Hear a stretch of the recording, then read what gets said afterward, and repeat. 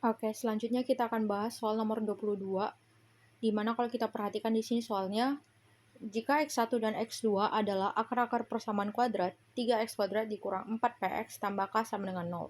Dan x1, x1 kali x2, x2 merupakan merupakan suku pertama, kedua, dan ketiga dari barisan bilangan geometri.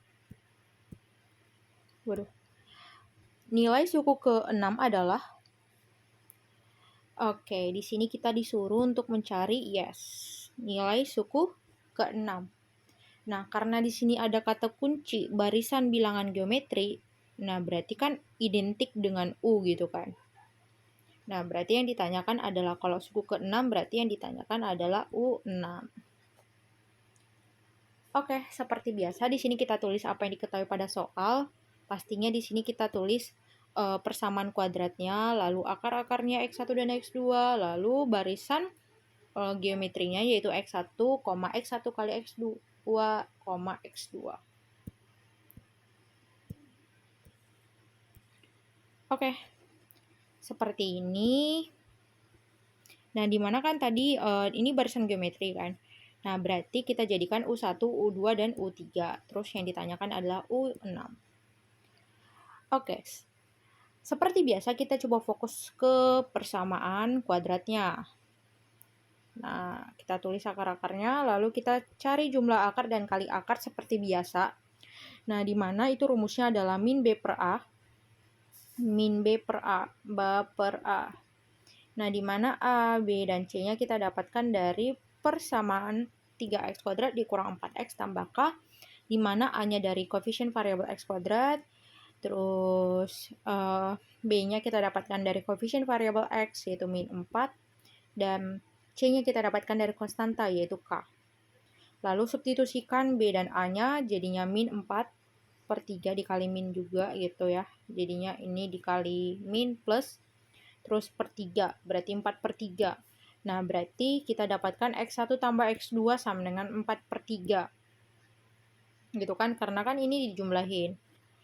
Lalu kali akar, berarti kedua akarnya kita kalikan, yaitu x1 kali x2 sama dengan C per A. C-nya K, A-nya 3.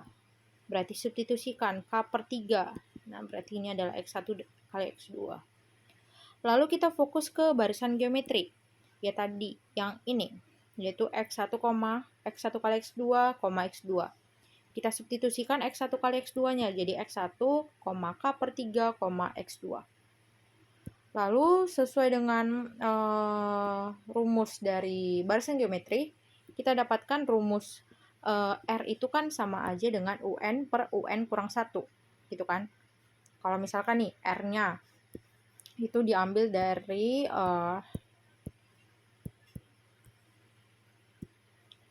U1, U2, U3 sampai seterusnya gitu ya. Seterusnya. Nah, berarti R-nya di sini kan kita bagi ini dengan yang ini, berarti U2 per U1.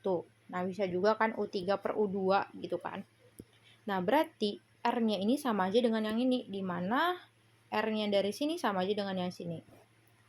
Lalu kita coba hubungkan ini dengan mengkali silangkan. Jadi U2 kuadrat sama dengan U1 kali U3, lalu substitusikan gitu ya. Substitusikan U2-nya. U2 dari sini yaitu K per 3. Karena kan itu kan U2 gak sih? Iya kan? Nah, jadinya K per 3 dikuadratkan sama dengan X1 kali X2. Nah, jadinya K per 3 kuadrat sama dengan X1 kali X2-nya tadi apa? K per 3. Nah, kita dapatkan K per 3 kuadrat dikurang K per 3 sama dengan 0. Lalu kita faktorkan atau kita keluarkan K per 3-nya karena ada yang sama. Jadinya K per 3 kali K per 3 kurang 1 sama dengan 0. Lalu karena udah dalam bentuk perkalian seperti ini, berarti kita dapatkan K per 3-nya sama dengan 0 atau K per 3 kurang 1 sama dengan 0 atau K per 3 sama dengan 1. Nah, kalau kita kali silangkan dengan ini jadinya K sama dengan 0 atau kali silangkan ini jadinya K sama dengan 3. Nah, di sini K sama dengan 0 tidak memenuhi. Kenapa? Karena kalau kita substitusikan K sama dengan 0, maka persamaan kuadratnya menjadi 3x kuadrat dikurang 4px tambah 0, karena K-nya ini kan 0 sama dengan 0, jadinya 3x kuadrat dikurang 4px sama dengan 0, lalu kita faktorkan, kita dapatkan x-nya sama dengan 0 atau x-nya sama dengan 4/3.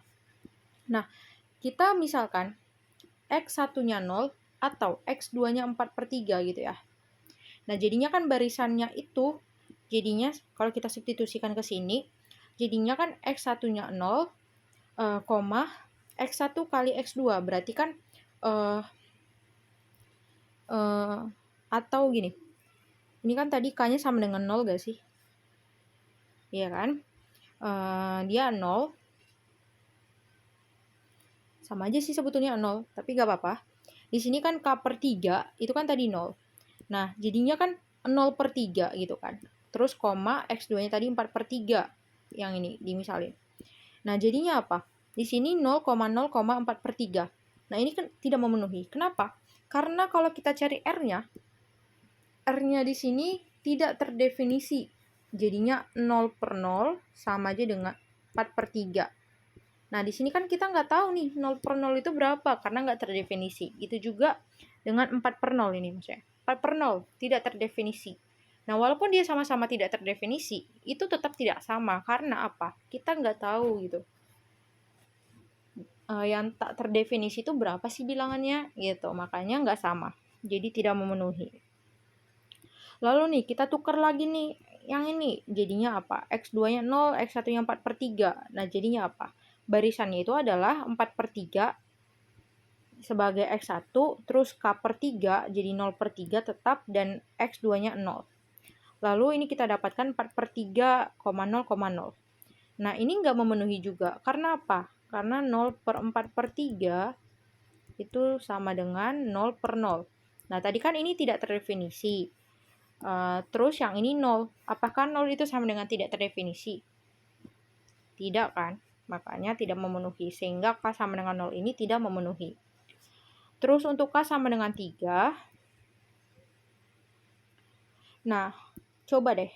Maka kan jadinya tinggal substitusikan ke persamaan kuadratnya. K-nya ganti 3, jadinya 3x kuadrat dikurang 4x tambah 3. Nah, ini kalau kita faktorkan nggak bisa. Coba aja deh, kalian faktorin nggak bisa. 3x kurang 1 kali x kurang 3. Kan kemungkinan gini. Jadinya jadi 9x, terus ini x, kejauhan gitu kan, jadi min 4. Atau 3x kurang 3 kali x kurang 1. Ini 3x, ini 3x, kejauhan ke min 4x. Atau kalau misalkan dikurang ataupun dijumlah kan tetap jauh gitu kan. Jadinya nggak bisa difaktorkan. Lalu saat kita cari diskriminannya, yaitu B kuadrat dikurang 4AC, di mana A-nya adalah 3, B-nya adalah min 4, C-nya adalah 3, gitu kan, dari sini. Gitu.